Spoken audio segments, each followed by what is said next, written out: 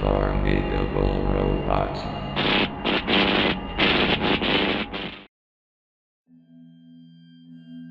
I will spare you a pointless introduction and jump straight into it.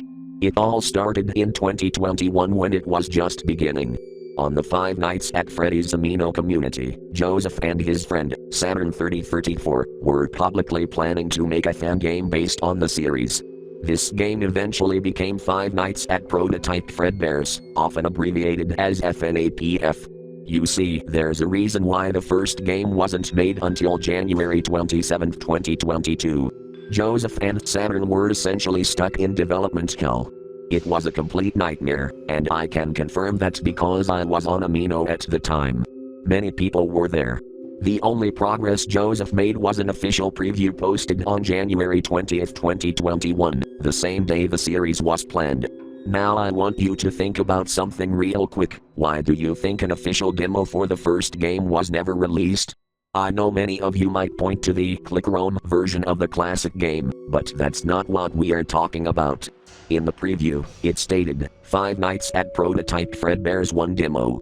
Interesting, isn't it?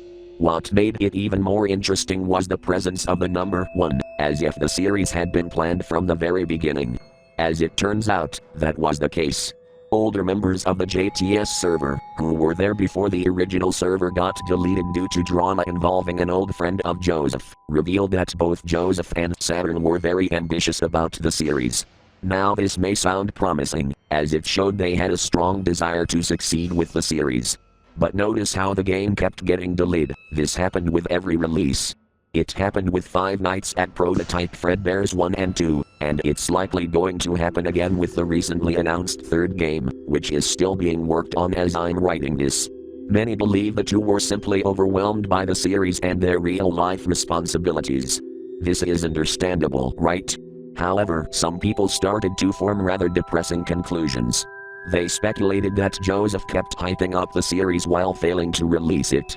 This caused many people, including some of his friends, you know who you are, to lose interest in the game. This might explain why Joseph stopped working on the series, and many people noticed strange things happening behind the scenes. One notable rumor involves the existence of a supposed lost episode from one of his projects, specifically Joseph's World. This episode, known as Joseph's School Day, interestingly uses some audio from the game. Now I know this may seem off topic, but it could be a clue. With that said, there were plenty of rumors. One anonymous user claimed that Joseph and Saturn were having strange dreams and visions of Prototype Fredbear taunting them, begging them to finish the series. Others claimed that an urban legend had formed around the game, suggesting that Prototype Fredbear could break into players' homes and kill their pets, most often cats. Regardless of these rumors, here's the real reason you'll never see the demo online again, and why Joseph never made it playable. A user on the internet found a link to Google Drive and accessed the MFA file for the demo.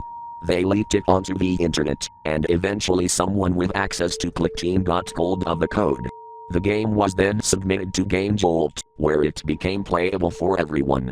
This made it one of the most underrated, yet disturbing, events in GameJolt's history. I was able to play the game before it was ultimately deleted. Here's my story. The game started immediately with the title screen, without the warning screen present in the final version. It displayed the title of the game with a PNG image resembling Prototype Fredbear in the background, completely pitch black with static in the foreground. There were no options besides New Game, so I pressed it to start. It played the museum theme from Final Nights 4 on a loop in the background. I ignored it and clicked New Game. It took me to a loading screen that read, Loading Night 1. The next thing I knew, I was in the office. Unlike the final version, which had a door and vent, this one only had doors on either side, but no buttons to close them. There were also no buttons to turn on the lights unless they were mapped to the keyboard. From what I remember, the preview didn't show how the office functioned, likely because Joseph hadn't finished coding the game. I clicked the button on my right, which took me to the camera. The only available camera was the stage, showing a single animatronic, Prototype Fredbear. From the looks of it, this was the same PNG used in the main menu. The game didn't display a timer, battery level or night counter, so I had to guess if Prototype Fredbear would come to my office. It wasn't long before I heard faint moans that sounded like they were recorded by a person, similar to the ambient noises in the final game. I watched as prototype Fredbear appeared at the door. I say watched because there was nothing I could do. Just like many game betas, this one wasn't as fun or complete as the final version. As the screen faded to black, I saw a close-up of prototype Fredbear staring directly at me.